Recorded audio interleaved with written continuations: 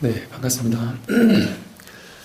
지난 시간에 우리 일미진중 함시방 일체진중 여교시라고 해서 한 티끌 속에 이 우주 전체가, 이 공간적인 우주 전체가 다 담겨 있다.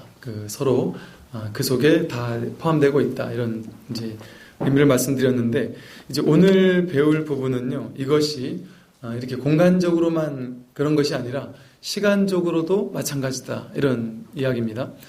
무량원겁 즉일념, 일념 즉시 무량겁. 그래서 무량한 원겁이, 아주 아득하고 먼 어떤 겁이라는 시간이 곧 일념에 있고, 또 일념이 곧 무량한 것과 다르지 않다. 이렇게 이제 이야기를 하고 있는데요. 아마 겁이라는 내용은 여러분들이 많이 아마 들어보셨을 것 같은데요. 뭐 칼파라고 해서 인도에서는 뭐 범천의 하루라고도 그러는데요. 4억 3,200만 년을 일겁이라고 한다라고 이제 인도에서는 보통 생각했었는데, 또 이제 힌두교에서는 창조신 브라흐마의 하루라고 해서 43억 2천만 년이 일겁이다. 이렇게도 표현을 하고, 보통 이제 불교에서는 반석겁 혹은 또 겨자겁 이렇게 얘기를 해서, 겨자겁은 사방 또 상하에 일유순 되는, 다시 말해서 일유순이면 15km 정도가 됩니다. 그러니까 좌우 사방 이렇게 아주 15km가 되는 거대한 이게 철로 만든 그 성 안에다가 겨자씨, 아주 그 조그마한 겨자씨를 그 안에 그냥 가득 채우는 거죠. 가득 채운 다음에 100년마다 겨자씨 하나만 이렇게 그 15km 되는 반경에 있는 것을 100년마다 한 개씩 뽑아가지고 이게 이제 다 없어질 만큼의 시간, 그걸 이제 일겁이라고 한다. 그래서 겨자겁이라고 불러요. 이제 반석겁은 똑같이 일류순이나 되는 큰 반석을 100년마다 한 번씩 천상세계에 있는 천인들이 내려와서 이렇게 흰천으로 슬쩍 스치고 올라가 가지고 이게 다 닳아 없어질 만큼의 시간. 그러니까 쉽게 말하면 무량한 시간, 그러니까 말로 표현할 수 없는 시간, 이렇게 표현한다고 할 수가 있죠. 근데 또 이제 그 법망경이라는 경전에 보니까 좀 재밌는 그 이야기가 나오는데요. 이게 이제 그만큼 길다 하는 이야기겠죠.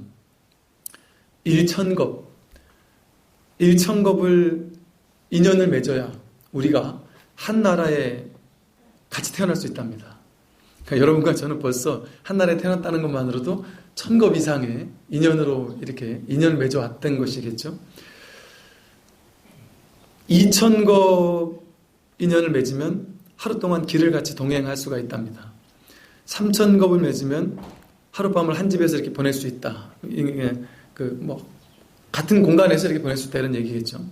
4000겁을 맺어야 한민족으로 태어나고, 5000겁을 맺었을 때 한 동네에 태어나고, 6000겁을 맺어야 하룻밤을 같이 자고, 7000겁을 맺어야 부부의 인연으로 만난답니다. 8000겁의 인연을 맺었을 때 부부와 자녀가 된다. 자녀가 더 가까운 거죠, 부부보다는. 부부는 싫다 이러면 그냥 바로 끝나지만 자녀는 끝날 수가 없는 인연이지 않습니까? 8000겁이 부모와 자녀 시간인데 9000겁이 형제 자녀 자매랍니다. 그러니까 부모와 자녀보다도 오히려 형제들은 같은 뱃속에서, 같은 어머니 아버지 속에서 태어났다는 그 인연은 더욱더 아주 깊은 인연이라는 것이죠. 근데 이거보다 더한 게 있습니다. 여러분은 안 믿으실 텐데, 스승과 제자의 인연은 1만 겁 이상이 돼야 된다. 왜 그럴까요? 형제자매는 그냥 세속적인 인연을 맺고 만났다 헤어지고 만났다 헤어지는 거잖아요. 그러니까 아무리 형제자매 인연이라 할지라도 예를 들어 여기 계시는 분들이 서로 전생에 부부였든 자식이었든 형제였든 이랬을 수도 있지만 이번 생에 딴 집에서 태어나니까 다 남남처럼 살잖아요. 그렇게 큰 공덕이, 이번 생까지 그 공덕이 오지 않지 않습니까? 근데 스승과 제자의 인연은 왜 이렇게 귀중하겠습니까? 스승과 제자의 인연은 억겁을 토로 이 겁을 뛰어넘을 수 있는, 일념 즉시 무량겁이라고 하는, 이 아무리 많은 겁을 인연 맺고 맺는다 할지라도 이 겁이라는 건 오직 한 생각에 담겨 있거든요. 이 겁을 뛰어넘어서, 이 시간이라는 환상을 뛰어넘어서 법을 바로 일깨우게 할 수 있는, 그러니까 이 법을 알지 못하면 우리가 수천, 수만, 수억 겁을 윤회한다 할지라도 끊임없이 윤회하는 망상의 세계 속에 빠질 수밖에 없지 않습니까? 근데 이 스승과 제자의 인연은 그 끊임없는 수억 겁, 수조 겁을 반복하면서 태어나도 어찌할 수 없는 그것을 뛰어넘을 수 있는 인연을 맺어주는 인연이 바로 스승과 제자의 인연입니다. 스승의 인연이란 말이죠. 그러니까 아무리 부모, 자식, 부부 이런 혈연이 아무리 진해도 그것은 겁을 뛰어넘게 하고 이 육도 윤회를 뛰어넘게 하고 그러지는 못한단 말이죠. 그러니까 저는 옛날에 처음에 제가 이 얘기를 들었을 때는요, 조금 좀 약간 좀 이 마지막이 가장 수승한 게 스승 제자 되랬을 때 이건 좀 아닌 것 같다 내지는 이게 뭐 불교 책이니까 불교 뭐 절에 좀 잘해라, 스님들한테 잘해라, 뭐 이런 얘기일까? 이렇게 옛날엔 생각이 있었습니다. 근데 시간이 정말 지나면 지날수록요, 정말 저를 지금 이 자리까지 오게 했던 이 가까이 맺었던 스승님뿐 아니라 뭐 하다못해 책 한 권으로서 아니면 말 한마디로서 아니면 저 2500년 전에 부처님께서 남겨주신 그 경전의 한마디 한마디 가르침으로써 나를 이렇게 이끌어주신 그 수많은 스승님들의 은혜가 정말 어찌 이 은혜를 제가 부모님의 은혜, 형제자매의 은혜를 무시하는 것이 아니라 이것을 어찌 부모님의 은혜보다는 못하다고 할 수 있겠습니까? 정말 이 은혜는요, 정말 공부를 하면 할수록 더욱더 정말 이거는 정말 뭐라 그러죠? 신비롭다라는 말로도 표현할 수 없는 어떻게 이런 인연이 있을 수 있을까? 정말 참된 스승이라는 인연은요, 정말 우리가 말로 표현할 수 없는 겁니다. 정말 그런 것들을 이렇게 점점 이렇게 저도 제 안에서 막 가슴 아주 막 이렇게 떨리도록 이렇게 느끼게 되거든요. 그것은 정말, 그러니까 왜 그러냐면요, 이 세속에서의 일이 이 공부에 그냥 확 마음에 와 있으면요, 이 세속적인 것보다 공부에 마음에 확 와 있는 사람은 이 마음을 이해를 할 거예요. 세속적인 그 어떤 것을 한들 이 생에서 끝나고 다음 생각만 다 물고 보면 될 거 아니겠습니까? 그런데 유독 이 공부의 인연만은 이 공부하는 이 공부가 얼마나 정말 진중하고 귀한지 안다면 이 말을 대번에 이해하고도 남습니다. 그렇게 이제 겁이라는 것이 이렇게 어마어마하게 긴 세월이지 않습니까? 상상할 수 없이 긴 세월이라고 이렇게 말을 하고 있단 말이죠. 그런데 그 수도 없이 많은 긴 세월, 수억겁, 조겁을 지난다 할지라도, 그러니까 우리는 어떻게 생각하냐면, 그 수없이 많은 겁을 윤회하면서 그 억겁을 윤회 반복하면서 해도 깨달음을 얻지 못한다면 이 깨달음이란 얼마나 어려운 것인가, 내가 앞으로도 윤회할 날이 얼마나 많이 남았는가 하면서 좌절하기 쉽단 말이죠. 좌절할 필요가 없단 말입니다. 무량 원겁이, 그 무량한 겁, 일겁도 그렇게 많을진데 무량은 한없이 셀 수 없는 양이라는 거 아니겠습니까? 무량한 아득히 까마득히 먼 그러한 무량한 겁이 바로 즉 일념이다. 지금 여기에서의 한 생각, 지금 여기서 지금 이 자리에 이 일념과 다르지 않다. 일념 즉시 무량겁이다. 여기서의 한 생각이, 여기서의 한 마음이 지금 이 자리에서 지금 여기가 바로 무량한 것 전체를 대변하고 있다. 시간이라는 것은 우리가 생각 속에서 만들어낸 환상에 불과하지, 진짜 시간이라는 것은 정해져 있지가 않습니다. 요즘에 보면요, 영적인 스승 이래서 서양에서도 많이 유행하고 이런 사람 중에, 불교의 쪽에서 아주 유명한 사람 중에 이제 디펙 초프라라는 사람이 있는데, 이 사람이 쓴 글에 보니까 이제 시간에 대해서 이렇게 아름답게 쓰고 있더라고요. 지금 이 순간은 영혼의 중심에 있다. 그러나 다른 순간도 마찬가지다. 영원히 모든 순간에 앞뒤로 펼쳐지기 때문이다. 과거와 미래, 그때와 지금, 앞과 뒤는 따로 없다. 오직 영원한 순간이 있을 뿐이다. 우리의 모든 경험이 현재 이 순간의 깨어있음 안에서 오직 지금 여기에서 이루어진다. 다른 때, 다른 곳이 아니다. 물리학에서 보면은 이 세상을 우리는 이렇게 시간을 직선적으로 이어져 있다고 생각하지 않습니까? 과거에서부터 이렇게 현재로 오고 현재에서 미래로 가는 이런 직선이라고 생각해요. 직선이라고 생각하니까 과거는 이미 지나가서 다시는 우리가 볼 수 없는 시대라고 생각합니다. 현재는 여기 있지만 미래는 저 멀리 있어서 미래는 아직 오지 않은 시대라고 생각하고요. 이 미래와 이 과거는 영영 만날 수가 없다고 생각합니다. 현재와 과거도 영영 만날 수 없다고 생각합니다. 이게 직선적인 사고방식이 있어서 그래요. 근데 지금 물리학에서 말하는 어떤 시간의 개념, 뭐 빛의 개념, 모든 물질의 개념, 모든 개념은 직선은 없다 그래요. 물리학에서는. 직선 없다. 모든 것은 휘어져 있다. 모든 것은 순환의 고리로 연결되어 있다. 이렇게 얘기합니다. 시간이라는 것을 우리는 직선인 줄 알았는데 과학에서 발견한 것은 직선이 아니라는 거예요. 순환되고 있다는 겁니다. 그래서 이 오죽했으면 불교에서는 원을 얘기를 많이 하고 오죽했으면 원불교가 이걸 뭘로 할까? 이 진리의 핵심을 설하는 단어가 뭘까? 하다가 원을 딱 해서 원불교 이렇게 했단 말이죠. 모든 것은 원으로 순환되는 윤회의 고리, 끊임없이 반복하는 동일한 패턴이 반복되는 것이 이 우주에는 모든 것이 연결되어 있습니다. 여러분, 세포를 들어가서 원자핵이 있고 그 옆에 중성자, 양성자가 막 돌고 도는 그것의 그림을 딱 찍어놓고 저 우주를 은하계로 가고 더 멀리로 가고 뭐 은하단으로 가고 막 멀리 가고 가서 그 우주 은하계를 딱 찍어놓으면 그 사진과 이 사진이 거의 일치한다는 거죠. 똑같이 우리 태양계만 해도 마찬가지지 않습니까? 태양을 중심으로 돌고 있잖아요. 똑같다는 거죠. 모든 것은 끊임없이 반복되고 순환되는 어떤 프랙탈의 고리를 가지고 있는 것처럼 비슷한 것이 계속해서 반복된단 말이죠. 순환되고 끊임없이 반복된다.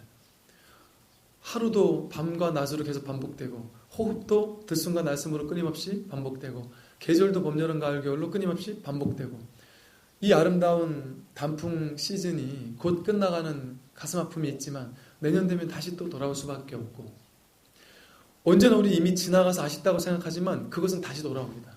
하다못해 유행도 다시 돌아오잖아요. 옛날에는 그게 아니다 싶었던 것이 다시 그 유행은 돌아오고 하는 것처럼 오래된 미래라고 하듯이 옛날에 어떤 것들이 지금 다시금 조명을 받고 있기도 하고 옛날에 그것이야말로 오히려 우리의 미래를 밝혀주는 유일한 지혜였구나라는 것이 밝혀지기도 한단 말이죠. 그래서 언제나 이 시간이라는 것은 순환고리를 가지고 있는데 이 순환이라는 건 뭐냐면요. 이 원이라는 것은 원탁토이 같은 거 하는 이유가 뭐겠어요? 상호관계가 아니라는 겁니다. 원에는 높은 자리가 없어요. 낮은 자리도 없고 서로 상호 평등한 자리가 있고 이 자리나 저 자리나 어느 자리에 있어도 상관이 없는 겁니다. 동일한 자리가 되는 거예요. 원은 시작도 없고 끝도 없습니다. 이게 뭐를 의미하냐면 어느 자리에 있어도 다른 자리와 다르지 않다는 겁니다. 원은 이렇게 돌려놔도 저렇게 돌려놔도 다 똑같단 말이죠. 어느 자리에 있어도 그 자리가 결국 하나의 자리인 겁니다. 무슨 말이냐면 우리는 지금이 있고 과거가 있다고 여기지만 이거는 환상에 불과하다. 내 머릿속에 개념이 만들어 놓은 것에 불과합니다. 지금은 과거와 연결되어 있습니다. 휘어있는 직선이 아니기 때문에 지금 이 자리에서 과거를 만날 수 있고 지금 이 자리에서 미래를 만날 수 있습니다. 이 생각과 개념으로서 지금 여기가 따로 있고 과거가 따로 있고 미래가 따로 있다. 이런 개념 때문에 우리는 지금 여기에서 과거를 만나지 못하는 것일 뿐이다. 이런 것들은 우리가 좀 머리로 잘 이해하기가 힘들 수도 있는데요. 이렇게 이야기를 하더군요.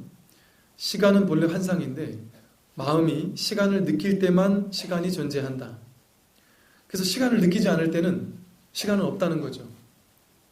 무언가에 우리가 몰두하고 있을 때 시간을 잊지 않습니까? 시간이 내가 몇 분 지났다, 얼마큼 갔다 이런 걸 딱 잊어버리잖아요. 거기만 딱 몰입합니다. 딱 몰입하고 나면 시간이 얼마 지난지도 모르는데 시간을 딱 보면 벌써 몇 시간이 훅 지나가 있는 걸 느껴요. 그러니까 시간이 가는 걸 전혀 감지하지 못하고 있는 게 된단 말이죠. 즉 우리가 시간을 인식하고 있을 때 시간이 안 가고 더디게 갑니다. 시간을 우리가 개념 짓기 시작하면. 근데 시간을 개념 짓지 않고 있을 때는 그러니까 시간이라는 것을 우리 머릿속으로 개념 짓지 않을 때는 시간은 없단 말입니다. 언제 시간이 지나가는지 모르게 시간이 지나간다. 그래서 시간을 기다리면 기다릴수록 시간은 늦게 갑니다.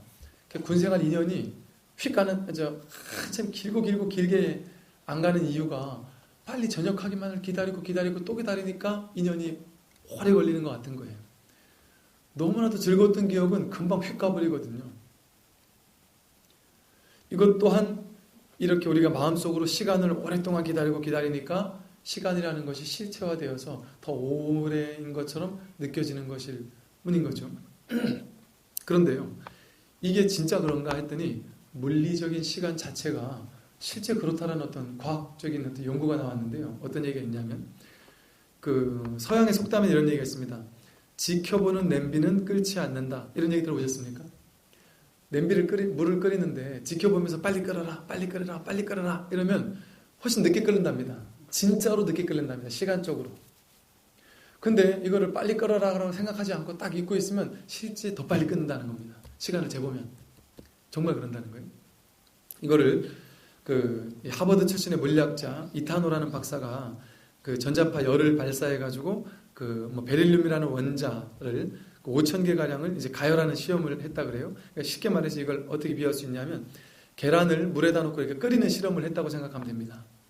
그런데 그걸 이 전자파로 이렇게 전자열을 가하면서 끓이는데 한 번도 보지 않았을 때는 100% 이 원자가 익었답니다. 그런데 4번을 봤더니 3분의 1만 익었어요.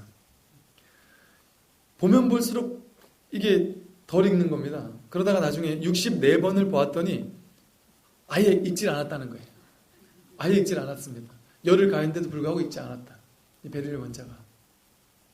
과학적으로 이렇게 증명이 됐습니다. 이것처럼 우리가 생각에는 그 시간이라는 것이 어떤 절대적인 것이라고 생각하지만 그렇지가 않다. 실제 이 냄비가 끓고 이런 것도 이렇다는 거죠. 그래서 물리학자들은 시간은 어떠한 사물이 아니라 하나의 관념일 뿐이다라고 이렇게 이야기를 합니다. 이 시간에 대한 우리의 개념이 미치는 이유가 여러분 동물들은 이런 일이 없는데요. 인간의 세계에서는요. 그 매주 월요일 아침 9시에 이 문명사회에 많은 사람들이 죽는답니다. 통계를 보면 일주일 중에 월요일 날 아침 9시에 죽는 사람이 그렇게 많대요. 월요병 때문에 그래서 월요병 때문에. 월요일 날 아침 9시에 출근을 해야 되는 이 강박관념 때문에 죽는 스트레스 때문에 죽는 사람이 많은 거예요. 동물 세계를 보면 그런 일이 없다는 겁니다. 원시 시대에도 그런 사람이 없었다는 거죠. 이게 시간이라는 것이 주는 어떤 강박 이런 것 때문에 이런 일들이 있기도 한다는 거죠. 그래서 사람들이 이런답니다. 늘 시간이 없다라고 말하는 사람, 나는 시간이 없어 죽겠다, 막 시간이 부족하다, 맨날 시간이 부족하다라고 얘기하는 사람은 그 사람의 몸을 연구해 봤더니 시간이 없다고 항상 조급해하는 사람은 심장박동이 엄청 빠르고요, 혈압이 높고 인슐린 수치가 높고 부정맥이 많더라고 그럽니다. 그런데 난 있는 게 시간밖에 없어요. 여러분 세워라 내워라 하면서 태평하게 사는 사람들은 맥박도 느리고 혈압도 낮고 그러더라는 겁니다. 우리가 이 아름다운 풍경을 만나지 않습니까? 이게 자연 모습을 보고 감탄을 하는 순간이 많은 사람들, 이 단풍을 보고 감동을 하고 푸란포기를 보고 감동을 하고 일출의 장면을 보고 감동을 하고 정말 어떤 아름다운 것을 보고 감동할 줄 아는 사람들, 그렇게 감동을 하는 순간, 그 순간 과학자들이 이 뇌파나 이 다양한 것을 연구해 봤더니 장엄한 것을 보고 감동하는 순간에 노화가 딱 멈춰지더라는 겁니다. 노화되는 세포가 딱 멈춰지더라는 거예요. 어떤 한 가지에 우리가 딱 멈춰서서 생각과 망상이 딱 멈춰지고 거기에 그 감동하는 순간이라는 것은 너와 내가 둘이 아니게 되는 순간입니다. 생각 망상이 딱 멈춰지고 그 일출의 장엄한 풍경과 내가 완전히 하나가 돼버리는 거예요. 너와 나라는 것을 딱 잊어버리는 순간이 되거든요. 나라는 아상과 생각과 개념이 놓아지는 순간이 되는 겁니다. 나라는 관념이 딱 놓아지니까 늙을 내가 없어지는 거예요. 그 순간. 그러니까 그때 노화가 딱 멈춰지고 더 점점 젊어질 수밖에 없다라는 것이죠. 그래서 이런 것들을 보더라도 아주 중요한 것이 바로 이제 시간에 대한 우리의 관념입니다. 그러니까 아인슈타인도 이런 얘기를 했습니다. 시간은 보이는 것과는 전혀 다르다. 한 번에 한 방향으로만 직선적으로 흐르는 것이 아니라 미래와 과거가 동시에 존재한다고 아인슈타인 얘기했습니다. 또 이렇게도 얘기했어요. 과거, 현재, 미래의 구별은 끈질기게 고집하는 우리의 환상에 지나지 않는다. 헨리 반 다이크라는 시인이 이런 시를 썼더군요. 시간은 기다리는 이들에게는 너무 느리고 걱정하는 이들에게는 너무 빠르고 슬퍼하는 이들에겐 너무 길고 기뻐하는 이들에겐 너무 짧다네. 하지만 사랑하는 이들에게 시간이라는 것은 없다네. 라고 썼더요. 이건 뭐 시간하고도 일부분 관계가 있을 수 있고, 시간이라는 것을 초월해서 우리가 과거와 현재와 미래가 무언가 알 수 없는 무언가 인연의 끈으로 연결되어져 있다는 것을 알려주는 하나의 예인데요. 이런 일이 있었습니다. 그 조이라는 사람이 19살에 아버지와 막 쉽게 말해서 대판 싸우고 인연을 끊고 세계 여행을 떠났습니다. 왜냐하면 아버지가 너무 이제 유대교 이쪽에 이걸 너무 심하게 했는데 그걸 이해를 할 수가 없었어요. 그래가지고 이제 나는 아버지를 이해 못하겠다 하고 이제 떠나서 세계 여행을 하는데, 세계 여행 중에 이제 아버지가 돌아가셨어요. 그래가지고 충격을 받고 인도에 있을 때 아버지가 돌아가셨다는 소식을 듣고 다시 부랴부랴 이제 돌아갔단 말이죠. 그래서 너무나도 이 아버지께 죄송스럽고 너무나도 막 그냥 가슴 아프고 아버지에게 대못을 받고 아버님을 떠나보낸 거에 대해서 너무나도 죄송스러운 거예요. 그래서 아버님께 너무나도 이렇게 사죄하고 싶은 마음에 어떻게 해야 될지를 모르고 방황을 하다가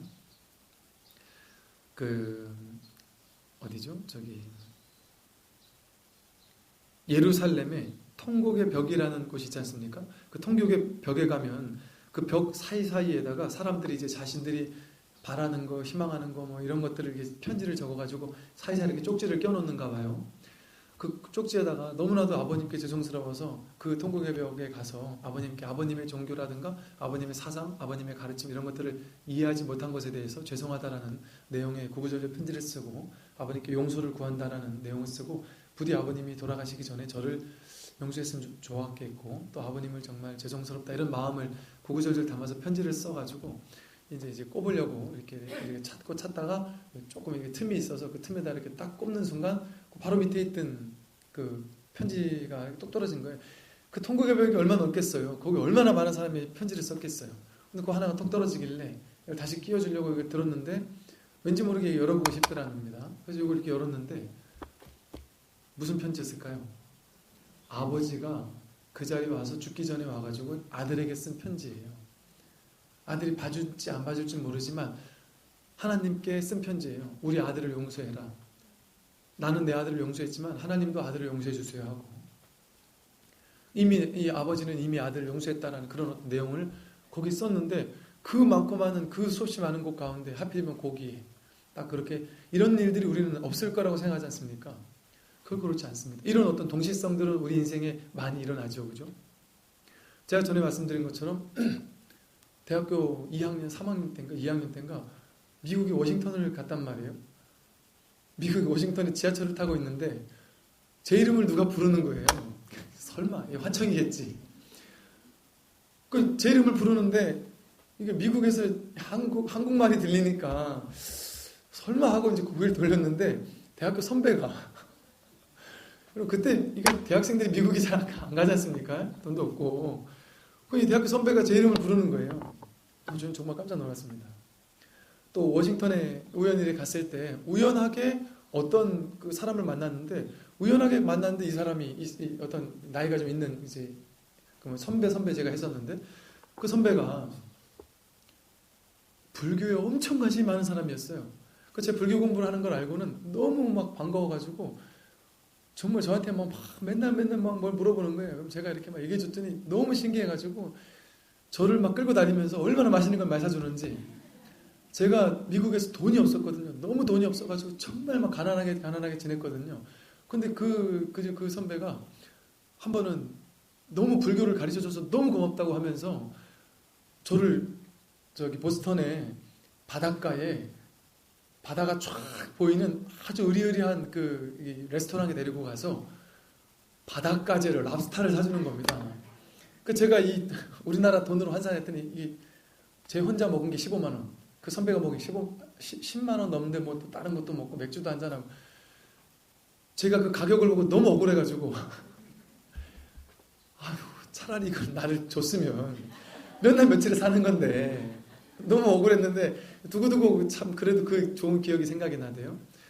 그래가지고 이 선배를 내가 떠나기 전에 이 부처님과 인연을 맺어주고 싶은 겁니다. 그 마음만 냈는데 우연찮게 어떻게 우연하게 만나게 된 사람이 그 어디죠? 그 워싱턴에 있는 보스턴에 있는 그 외곽에 있는 어떤 한국 사찰을 다니는 거예요. 그래서 잘 됐다. 같이 가자. 그래가지고 한국 사찰을 가게 됐고 마침 거기 있는 주지 스님하고 또 인연이 되고 해서 그 주변에 그 선배가 아는 사람 해가지고 그때 뭐 한 달 만에 그 절에 청년회를 제가 만들어 놓고 한 10몇 명 되는 청년회를 만들어 놓고 그리고 제가 이제 뉴욕으로 떠나왔던 그런 기억이 있었습니다. 근데 이제 저는 뭐 그렇다 치고 거기에서 만났던 그 선배가 너무 고마워하길래 나중에 왜 그런가 했더니 이 선배는 미국에는 불교가 잘 없지 않습니까? 불교를 가르쳐줄 사람도 없고 너무나도 불교에 막 갑자기 깊이 빠진 거예요. 그런데 책도 없고 미국에서 책 사기도 비싸고 그런데 물어볼 사람이 없었는데 이 여행하는 저를 만나가지고 자기는 정말 부처님이 자신을 간절히 원했던 이게 이루어진 것 같다고. 이런 하나하나가 어찌 보면 하나의 동시성입니다.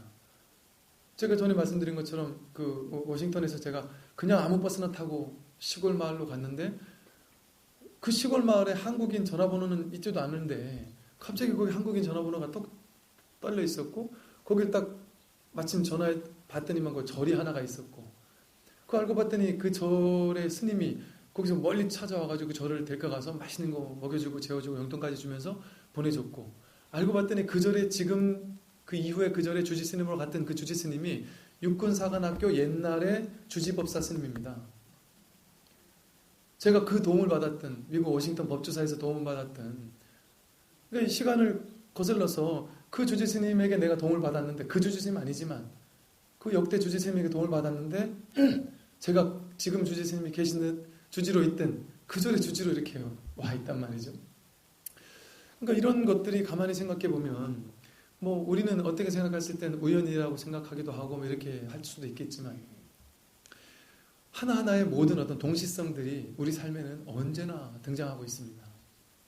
그래서 우리를 돕고 있단 말이죠. 시간을 초월하는 동시성들이 우리 앞에 놓여 있습니다. 이 역사를 연구하는 학자들이나 이런 사람들도 보면요. 자신이 역사를 연구하고 하다가 과거 2500년, 3000년 전에 있던 어떤 일들에 대해서 궁금하다가 지금 이 순간 어느 지역을 어느 곳을 방문했는데 그곳에서 그 놀라운 2000년, 3000년을 넘어서 무언가 모르게 연결성 같은 것들을 느끼게 되고 뭔가 모르는 어떤 영감 같은 것들을 느끼게 되고 이랬다라는 어떤 것들을 보고하는 경우도 많이 있거든요. 시간을 초월해서 우리가 간절히 원하고 있으면 연결이 될 수밖에 없습니다. 저희 인사선생님께서 제가 옆에서 들었던 얘기인데요. 경주 남산에 철룡사라는 절을 복원을 하는데 문화재 전문가나 뭐 여기저기서 사람들이 왔더랍니다. 이걸 복원할 테니까 이제 국가 예산을 좀 들여서 복원을 하자 막 이러셨는지 그랬더니 그걸 어떻게 복원하느냐 옛날에 지금 탑이 이렇게 다 여기저기 쓰러져 있고 파편도 많고 한데 이거 제대로 복원을 하기조차 힘든데 그 탑이 어떻게 생겼는 줄 알고 복원하느냐 그랬더니 인사선생님이 대충 이렇게 생겨서 내가 안다 이렇게 하면 된다 이렇게 했더니 그거를 스님 머릿속에 있는데 그게 옛날에 몇천 년 전에 있던 것과 어떻게 똑같다고 할 수 있습니까? 그때 인사스님이 그때 이제 우스개로 그러시더라고요. 왜 도인이겠냐? 이 자리에 딱 앉아가지고 마음을 딱 관하고 있으면 2000년 전에 1000년 전에 어떤 탑이 딱 있었는지 그게 안 보이겠느냐고. 시간은 다 연결돼 있어서 딱 연결돼 있는데 이 파편 조각 한두 개만 딱 봐도 마음을 탁 관하면 그게 탁 보일 수밖에 없다. 이렇게 그냥 그때는 막 웃으면서 믿거나 말거나 하면서 얘기를 하셨는데 저희들은 그게 우습게 들리진 않았단 말이죠. 실제 사실은 그것이 불가능한 것은 아닙니다. 실제 요즘에 그렇게 얘기하지 않습니까? 어떤 하나의 파편만 봐도 이제는 그걸 연구하면은 옛날에 어떤 것인들 많은 정보를 알 수 있지 않습니까? 근데 정말 그 속에서 뭔가 어떤 알 수 없는 영감 같은 것들을 보게 될 수도 있는 것이란 말이죠. 그 연결되어 있기 때문에 그럽니다. 그래서 지금 양자 물리학에서는 그런 예를 들어 탑에 있는 파편 하나만을 보더라도 그 속에 2500년 전에 어떤 일이 일어난지를 알 수 있다. 심지어 아무것도 연결되어 있지 않은 것 같은 내 손톱 밑에 때를 잘 연구해서 홀로그램이 재생하는 방법을 알게 되면 시공을 초월해서 2500년 전에 인도에서, 아프리카에서 어떤 일이 벌어져 있는지, 5만 년 전에 어떤 일이 벌어져 있는지, 지구 역사에 어떤 일이 있는지를 환히 알 수 있다는 겁니다. 이 손톱 밑에 때 속에서. 이건 내 손톱 밑에 있는 것만이 그러는 게 아니라 모든 티끌, 모든 것들 속에 우주의 모든 시간, 공간을 초월하는 모든 정보가 다 담겨있기 때문에 그렇다는 겁니다. 이처럼 시간이라는 것은 완전히 연결되어 있습니다. 그래서요, 이 존 휠러라는 사람이 이중 슬릿 시험이라는 것을 1983년에 했다라는데, 이 광양자라는 게 이제 대충 설명하면 이런 것 같습니다. 이 광양자라는 걸 쏴 보내주면 이 벽을 딱 통과하고 나서 이쪽 벽을 통과하고 저쪽 가서 이제 맺히는데, 이게 이 벽을 쏜 다음에 우리가 마음에서 의지로 내가 저 끝에 가서 입자가 되기를 원하면 입자로 찍힌답니다. 그리고 파동이 되기를 원하면 파동으로 찍힌다는 거예요. 즉 이쪽에 파동으로 찍히는 판이 있고 입자로 찍히는 판이 있어요. 이거를 딱 쏘고 나서 입자를 마음속에서 간절히 마음속에서 원하면 바로 입자가 돼서 저쪽에 딱 전달이 되고, 광양자를 쐈을 때 또 파동을 생각하면 파동이 된다는 거죠. 그런데 여기서 딱 마음을 가지고 딱 쏘면 바로바로 어김없이 그렇게 찍힌답니다. 그런데 이런 실험을 했다는 거예요. 이미 쏴버렸어요. 이미 쐈으니까 얘는 이제 출발했습니다. 출발했으니까 얘는 이제 출발을 했을 때 이미 얘는 뭐를 입자로 갈지 파동으로 갈지 결정하고 출발한 거예요. 그런데 출발해서 여기를 이미 통과한 다음에 뒤늦게 입자나 파동을 희망했는데도 불구하고 그것이 그대로 찍히게 되었다. 다시 말해서 둘 중 하나의 가능성을 의식적으로 그 광양자가 벽을 통과한 다음에 선택했는데도 불구하고 벽을 통과하기 이전에 어떻게 행동할지를 이미 결정했다. 다시 말해서 현재 내가 마음을 낸 것이 과거를 변화시키더라는 겁니다. 과거에 어떻게 결정할지에 대해서 지금 현재 내가 마음먹은 것을 과거를 변화시킬 수 있다는 거예요. 과거의 입자를. 이제 쉽게 말해서 이게 좀 이해가 안 되실 텐데, 쉽게 말해 뭐냐면요, 우리는 현재만을 변화시키거나 미래를 변화시킬 수 있다고 생각하지만 사실은 그렇지 않다는 겁니다. 물질 우주에서조차, 그러니까 우리 생각만 그렇겠지라고 생각하지만 사실은 과학에서는 물질 우주조차 과거를 변화시킬 수 있다는 겁니다. 그런데 이 불교적으로 본다면 물질 우주가 곧 생각이거든요. 즉 마음법 유식이 아닙니까? 마음법이라는 물질 우주는 오직 식뿐입니다. 이 생각일 뿐이고 마음일 뿐입니다. 식일 뿐이에요. 그러니까 이 마음을 바뀌면 물질 우주도 바뀌는 것이거든요. 그러니까 정해진 물질 우주는 없습니다. 근데 우리는 그것이 정해졌다라고 관념으로, 인식으로 알고 있는 것 뿐이죠. 그런데 이 관념이 바뀌면 과거가 바뀝니다. 여러분들이 과거에 안 좋은 기억들이 있었어요. 그것 때문에 트라우마가 있었어요. 나중에 시간이 지나서 그 안 좋은 기억 때문에 1년, 2년, 3년 고통을 받았어요. 고통을 받은 것 때문에 그 옛날 같으면 종교? 난 관심도 없어. 불교? 그건 다 미신이야. 이렇게 생각했고, 나는 돈만 벌고 열심히 살면 되는 거지. 이렇게만 생각했는데, 그 2, 3년 너무나도 암담한 세월을 보내고 그 괴로운 세월을 보냈고, 그 덕분에 내가 탈출하기 위해서 지푸라기라도 잡고 싶은 심정으로 법당에 나오고 법문을 듣고 불교를 공부하게 됐다. 불교를 공부하게 됐더니 놀라운 어떤 내 인생의 변화가 일어났다. 나중에 불교를 공부해서 봤더니 그때 그 암담하게 생각했던 그 정말 생각만 해도 막 그 트라우마가 생길 만큼 괴로웠던 그 시기가 지금 생각해 보니까 나를 이끌기 위한, 나를 이 놀라운 부처님의 가르침으로 이끌기 위한 놀라운 순간이었구나라는 걸 깨닫게 되는 순간이 있단 말이죠. 그걸 깨닫는 순간 과거의 트라우마가 딱 사라지게 됩니다. 그거는 정말 나를 돕는 것이었구나. 내가 그때 착각했을 뿐이구나. 이건 나를 돕기 위한 놀라운 어떤 것이었는데 내가 이렇게 착각했구나 하고 한 생각 딱 바꾸는 순간, 즉 여러분들의 과거의 트라우마가 치유되는 순간, 과거를 용서하는 순간, 여러분들의 의식의 수준이 높아져서 과거에 어지간한 것들은 탁 놔지는 순간, 그 순간이 되면요, 과거의 것들은 그때는 암담해서 죽을 것 같이 괴롭던 우주가 지금 생각했을 땐 놀랍게 아름다운, 좋은, 그냥 한바탕 웃을 수 있는 것으로 바뀌고 맙니다. 저는 요즘에는 이제 저희 아버님에 대해서 이렇게 막 되게 재밌게, 아버님이 옛날에 막 이랬다 저랬다 하고 막 아버님이 너무 패기도 많이 패고 막 아버님 말에 토를 한마디도 달 수가 없었고 매일같이 막 노가다를 하라 해서 아버님 혼자만 하면 되지, 초등학교, 중학교, 고등학교 때까지 쉬는 날도 없이 매일같이 남들은 고3 수험생 때 공부시키는데 나는 맨날 삽질하면서 이렇게 보냈다 하면, 그러면서 아버님은 성격이 불같으시니까 몽키 스패너 하고 뭐 챙겨와 이러면은, 처음에는 초등학생이 몽키가 뭔지 스패너가 뭔지 어찌 알겠습니까? 그냥 어디 있냐고 물어보면 저기라고만 얘기하지 거기가 어딘지도 모르는데, 그래서 쭈뼛쭈뼛하고 모르겠는데 한 두세 번 얘기하면 화를 버럭 내고 막 욕을 하십니다. 막 그것도 모르냐 이러면서. 그건 또 안 찾으면 또 혼나고, 찾아서 또 물어보면은 또 그것도 모르다가 또 혼내고. 정말 이런 세월을 살면서 제가 그때는 너무 괴로웠어요. 그 어릴 때는 너무 아버님 옆에 있는 게 너무 괴롭고, 진짜 일요일이 너무너무 두려웠습니다. 학교 가는 게 좋았고, 일요일이 너무 쉬는 날이 두렵고 무섭고 막 이랬단 말이에요. 초등학교 때는. 그때는 그렇게 무서웠던 것이 지금에 와서는 제가 어느 순간 정말 아버님과 내 마음에서 진정으로 화해를 다 해버렸거든요. 그러니까 사실은 어찌 보면 제 형제들 가운데도 아직도 아버님을 이렇게 아버님과의 어릴 적의 앙금이 남아있는 친구도 있단 말이죠. 근데 이걸 탁 풀고 났더니만 아무렇지도 않고, 그러니까 신기하게 아버님이 그 많은 형제들 가운데 제가 이렇게 씀미고 이래서 그럴 수도 있겠지만, 저한테는 어느 순간부터 마음을 완전히 확 풀어버리고 완전히 이렇게 내려놓고 이제 그러시는데, 그게 어느 순간 내가 마음을 완전히 화해를 한 다음부터입니다. 근데 놀라웠던 것은 그런 다음부터 전혀 옛날을 아무리 기억하고 상기해도 두렵지가 않고 무섭지가 않고 웃깁니다. 웃기고 재밌고 좋은 추억이 되고, 지금은 아버님한테 막 농담 삼아서 그때 어떻게 그러셨는데 그때 기억나시냐 이러면서 왜 그러셨냐 이러면서 막 이런 얘기를 하더라도 이제는 너무나도 재미가 있죠. 그러니까 그 과거의 기억들이 어느 순간엔 공포였는데 어느 순간 이게 즐거운 에피소드와 추억으로 바뀌더라는 거죠. 즉 현재의 의식이 바뀌면 과거는 똑같이 바뀝니다. 이 생이 바뀌면 과거 전생과 그 전생도 바뀝니다.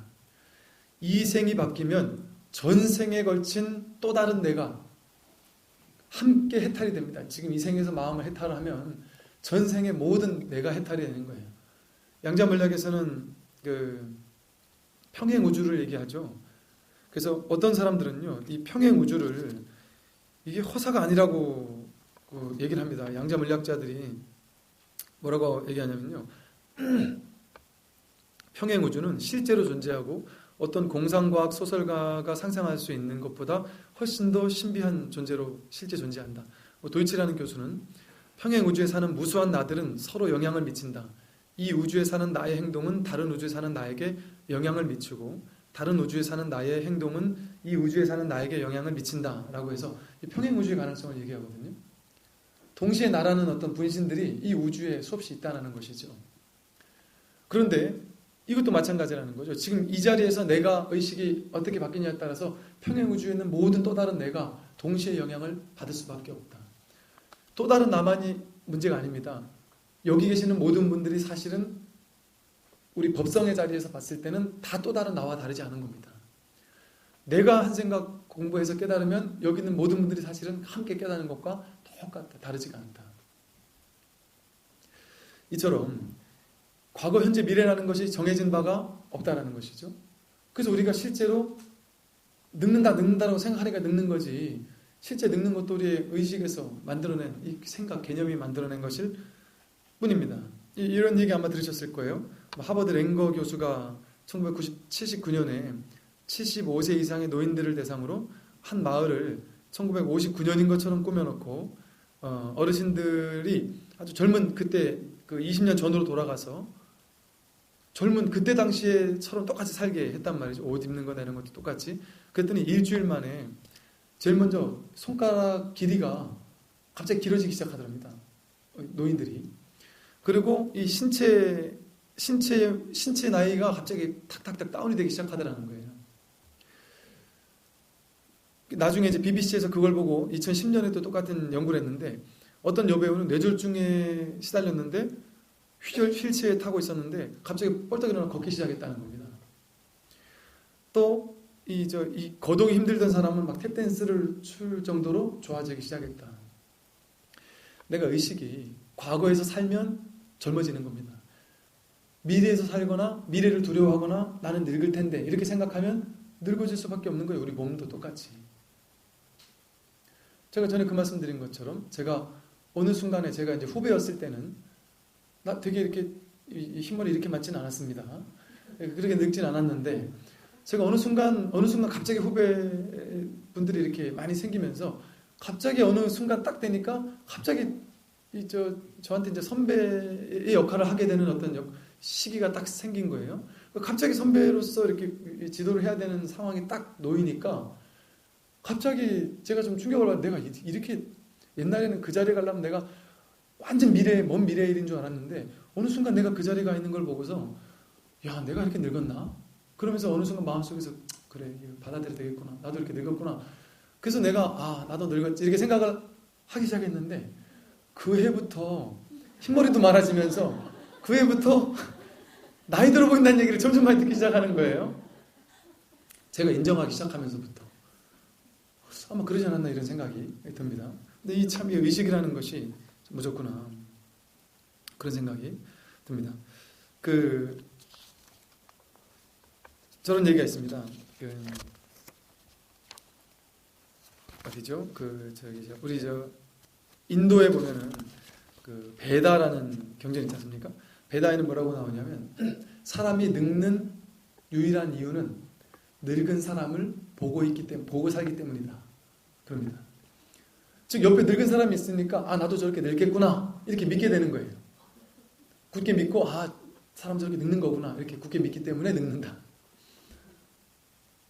이게 의식의 장난이란 말입니다. 어떤 사람은 원래 우리는 100년만 사는 존재가 아니라 그런 얘기도 있죠. 옛날 사람들은 200년씩 살기도 했다고 그러기도 하고 이 의식에서 그것을 딱 타파하게 되면 우리 나이가 언제까지 연장될지 사실은 모른다는 얘기들도 있습니다. 이것처럼요. 시간이라는 것은 정말 우리 마음속에서 만들어낸 공허한 겁니다. 이 말은 뭘 의미하냐면 지금 이 자리에서 우리 의식이 바뀌면 과거에 얽매이지 않고 미래를 두려워하지 않는 의식으로 바뀌게 되면요. 지금 이 자리에서 모든 것이 바뀔 수 있습니다. 변화라는 것은 언제나 지금 여기에서 시작되지 과거나 어떤 미래나 다른 곳에서 시작되지 않습니다. 미래를 기다릴 것도 없고 과거를 아쉬워할 것도 없다. 왜냐하면 과거라는 건 없기 때문에 그래요. 여러분 제가 우리 생도 젊은 20대 초반의 친구들을 데리고 템플스테이를 하지 않습니까? 그러다 보니까 이제 좀 재미난 것도 좀 하고 감동적이고 불교적인 것도 해야 되지만 너무 그것만 하면 이제 잘 집중 못 하지 않습니까? 그러니까 중간에 하나씩 이렇게 재밌는 것도 하고 막 뛰는 것도 하고 이렇게 런닝맨 게임 같은 것도 하고 온갖 다양한 재미난 것도 중간중간에 넣어가지고 해요. 이 친구들 막 되게 신나합니다. 근데 이거는 제 생각에 40대, 50대, 60대 되신 어르신들이 하기에는 좀 적절치 못한 좀 경망스럽다고 느낄 수도 있는 이런 것들이에요. 그래가지고 당연히 그분들은 당연히 안 하겠지라고 생각을 했어요. 근데 이제 엊그제 제가 이제 간부 불자 연세 좀 있으신 분들 이런 수련회를 진행을 했는데 그걸 원래 이제 다른 분이 프로그램을 딱 짜고 제가 가서 보조를 하려고 이렇게 미뤄드렸었어요. 근데 그분이 갑자기 이틀 전에 딴 일이 생겨가지고 못 온다고 하고 프로그램도 못 짰다고 하셔서 제가 갑자기 하루 이틀 만에 짜야 되는 거예요. 그럼 하루 이틀 만에 짤 시간도 없고 제가 또 바쁜 일정이 있던 상황이라 어떡하지 고민을 하다가 모르겠다. 연세 50, 60이 되셔도 젊은 사람과 연세 든 사람과 뭐 다를 게 있겠나. 한 생각 해보니까 마음이라는 건 저부터도 그렇고 여러분도 그러지 않습니까? 여러분 이 몸의 나이는 50, 60이 됐어도 여러분 마음은 어때요? 20대 같지 않습니까 실제로? 저도 20 같거든요. 10대 같기도 하고 실제 우리 마음은 정말 그렇거든요. 근데 남들이 넌 주책이지 너 나이 또래처럼 행동해 하니까 어쩔 수 없이 내 나이 또래처럼 하고 여러분도 20대 초반에 이 여학생들처럼 옷도 입고 다니고 싶기도 하잖아요. 남들이 손가락질 할까봐 못 입는 것 뿐이지 마음은 20대와 40대, 50대 똑같거든요. 똑같다. 이 생각으로 그 프로그램을 그대로 약간만 그대로 가져가서 한번 해봤습니다. 조금 점잖은 것부터 이렇게 강도를 높여가면서 실시했는데요. 제가 이틀 프로그램 진행하면서 정말 깜짝 놀랐습니다. 50대 막 중반 후반 되시고 40대 후반 되고 이랬던 분들인데요. 생도들보다 20대 초반 친구들보다 더 열심히 하고 막 런닝맨 게임을 하고 막 경례를 떠나다니면서 막 하는데 얼마나 막 열정을 불태우면서 하는지 이렇게까지 열심히 할 필요는 없는데 너무 과도하게 열심히 하시고 막 정말 이 젊은 청춘의 피가 얼마나 이게 들끓는지 저 깜짝 놀랐습니다. 누가 이분들을 이 50대 중반이라고 하겠나 그런 생각이 들더라니까요. 그러니까 내 착각이었구나. 나이 든 사람은 나이 든 사람 대우를 해줘야 된다는 게 착각이었구나. 그분들이 그거를 반드시 원한다라는 보장은 없는 것이죠. 대접 뭐 이런 건 아니지만서도 그 방향이 나이 든 사람만의 프로그램이 있다? 이게 아닙니다. 마음에서는 그걸 초월해서 있는 것이구나. 그런 것들을 참 느끼게 되는 아주 계기가 됐었습니다. 이처럼요. 언제나 우리는 지금 이 자리, 여러분 인생에 과거는 없습니다. 이미 지나간 것은 환상으로만 있습니다. 식으로만 있어요. 마음으로만 있어요. 마음에 그 추억, 개념 혹은 이렇게 뭐라 그러죠? 이거 기억으로만 있습니다.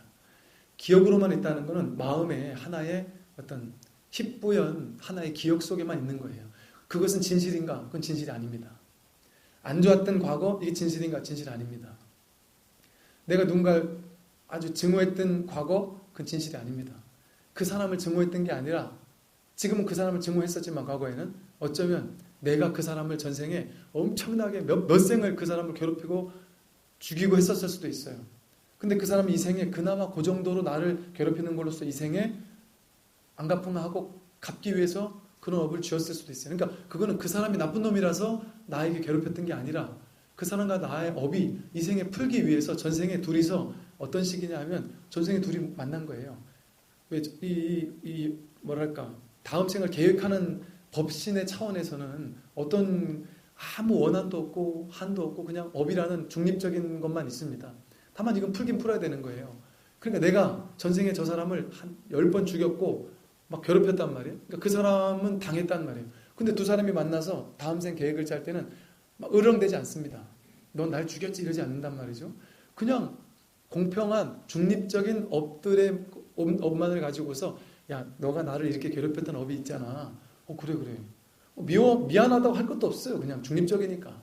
이런 업이 균형이 이른 업이 너와 내가 있어. 우리 다음 생에 우리 한번 이 업을 풀러 갈까? 그거 괜찮겠다. 그럼 우리 다음 생에 내가 너를 좀 심하게 괴롭힐게.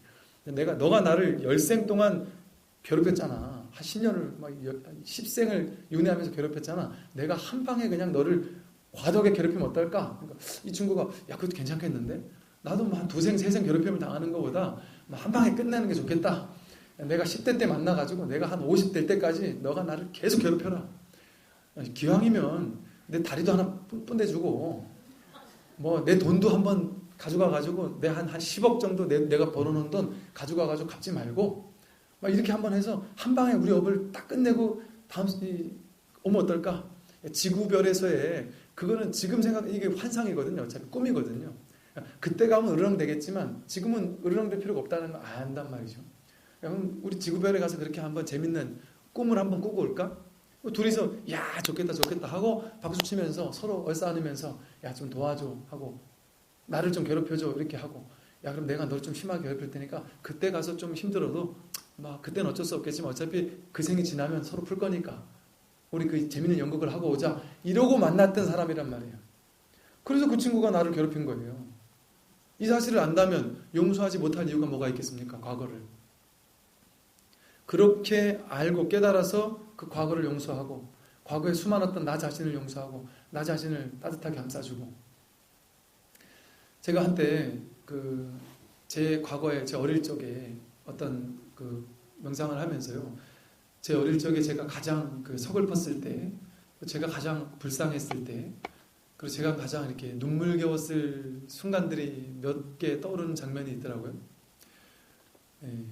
눈을 감고 그 장면으로 돌아갔어요. 돌아가서 지금의 제가, 성숙한 제가 그때의 불쌍하고 눈물 흘리고 부끄러워하고 가슴 아파하던 그 어린 시절의 저를 이렇게 품 안아주고 따뜻하게 사랑해주고 괜찮다고 얘기해주고 이것은 다 꿈일 뿐이고 환상일 뿐이고 하나의 연극일 뿐이다라고 얘기를 해주고 그리고 이렇게 했었던 어떤 기억들이 있었는데 그러고 났었을 때 제가 엄청 눈물을 많이 흘렸었습니다. 그 어릴 적에 얼굴 일적에 나를 보니까 제가 너무 가슴이 아픈 거예요.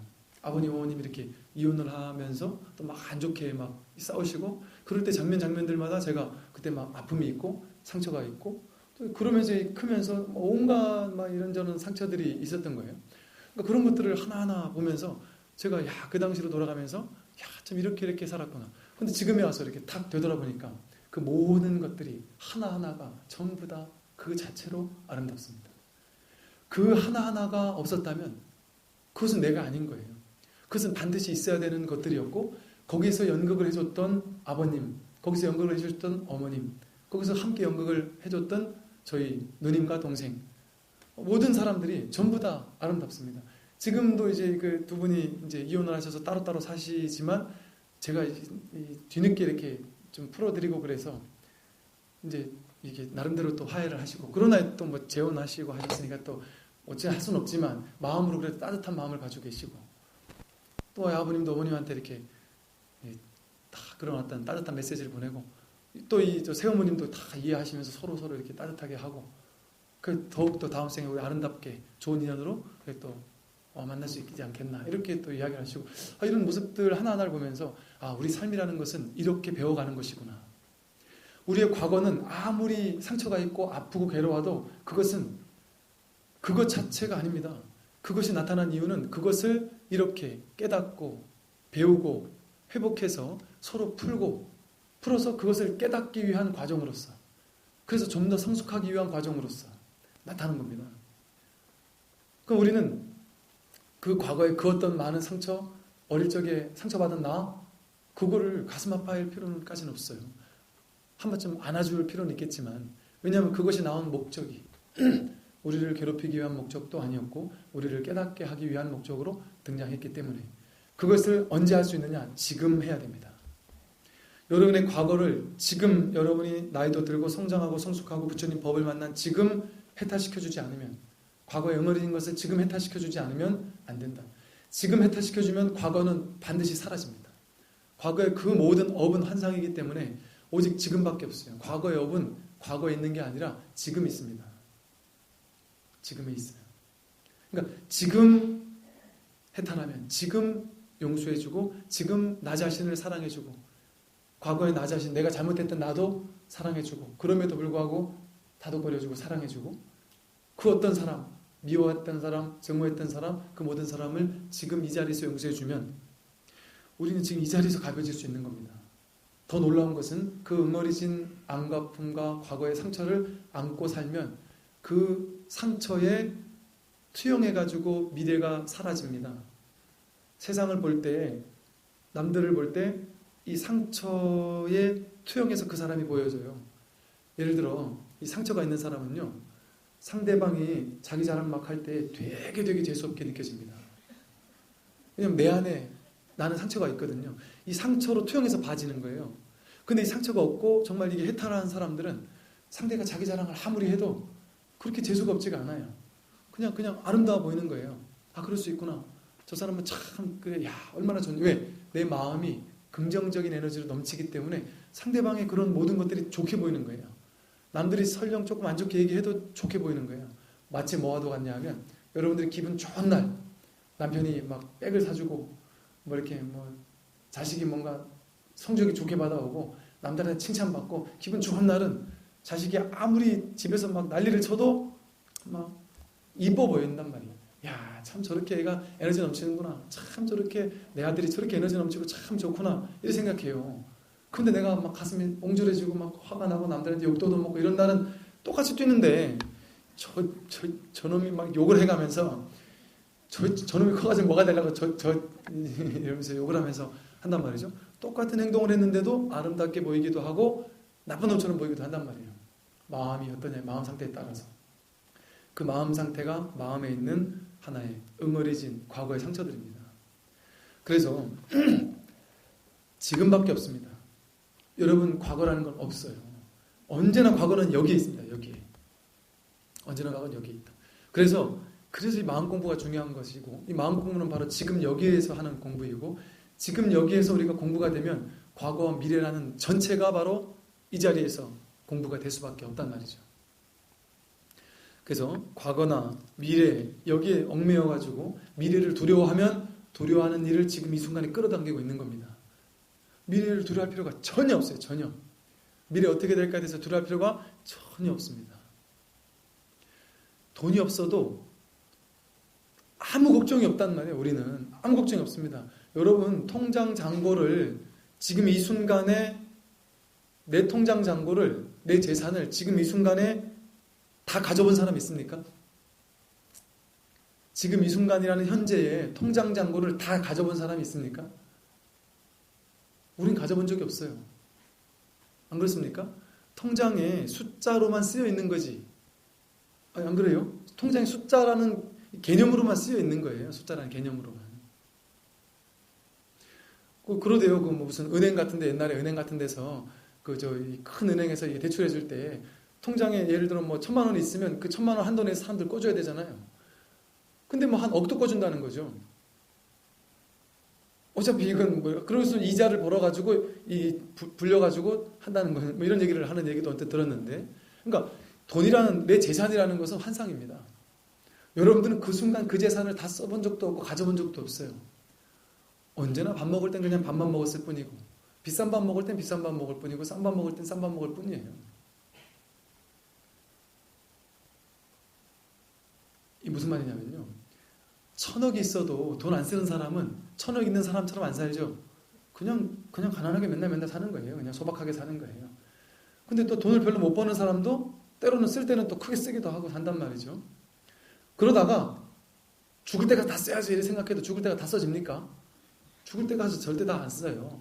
그러다가 그 재산 놔두고 가는 거지. 근데 그 많은 재산 놔두고 가면 어떻게 해요? 뒤에서 이제 자식들이 박터지게 싸웁니다. 재산 가지고. 돈이 없으면 자식들이 안 싸웁니다. 자신들의 우애가 깊어집니다. 부모님하고도 사이가 좋아져요. 부모님께 효도합니다. 돈 없는 부모님이 되면요, 자식이 용돈을 갖다 줍니다. 어떤 자식도. 돈이 없으니까. 내가 밥 먹을 돈도 없는데 어느 자식이 가만 놔두겠어요. 돈이 많으면 돈을 갖다 주기는커녕 용돈을 주기는커녕 어떻게 하면 내가 이걸 뜯어갈 수 있을까? 자식들끼리 지분 싸움한단 말이에요. 지분 싸움하면서 어떻게 하면 더 많이 뜯어갈 수 있을까? 여러분, 마음이 행복하게, 많은 사람과 행복하게 사는 게 낫습니까? 아니 마음이 불행하게, 마음이 막 초조하게 돈 많게 사는 게 낫습니까? 후자가 낫죠. 근데 이 마음이라는 게 정말 이게 중요한 겁니다. 그래서 그렇게 지금 이 자리에서 모든 두려워할 것도 아무것도 없습니다. 돈 벌려고 애쓸 것도 없고, 미래를 두려워할 것은 더욱도 없고, 아무 일도 일어나지 않습니다.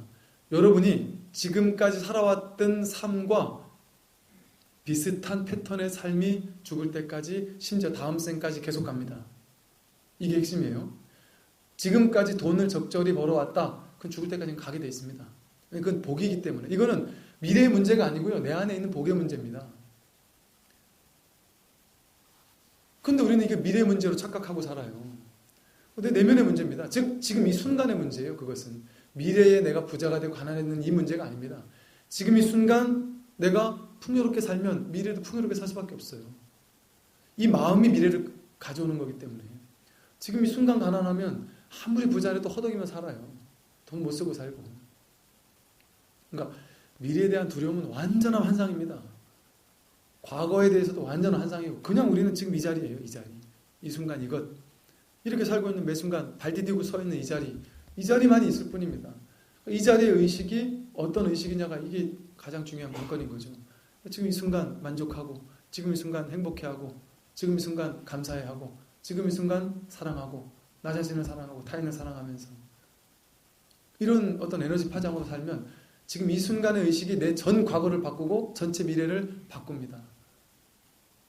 과거 미래라는 환상에 빠져가지고 과거에 얽매이고 미래를 두려워하면서 살지 마시고, 그저 지금 이 순간 처한, 지금 이 순간이 과거와 미래를 동시에 바꿀 수 있는 유일한 힘을 지닌 공간이니까, 힘을 지닌 시간이니까 지금 이 자리를 오직 바라보면서 이 자리에서 아름다운 삶을 사시기를 바라면서 오늘 여기까지 말씀을 드리겠습니다.